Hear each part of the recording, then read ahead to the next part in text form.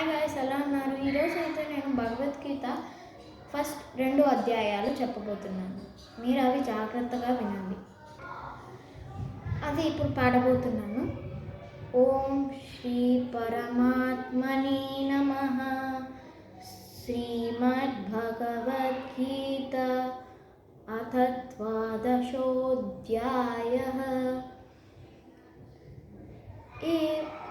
एवं सततयुक्तानां भक्तास्त्वां पर्युपासते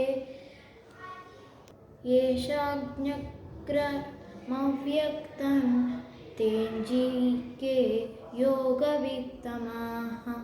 ఇప్పుడు 2వ అధ్యాయం నేర్చుకోబోతున్నాం. అదే మయ్యావేశ్చ మను ఏమాన్ నిత్యయుక్త ఉపాసతే శ్రద్ధయా పరయోపేతాస్తే మే యుక్తమతాః. Please like, share and subscribe guys. See you tomorrow.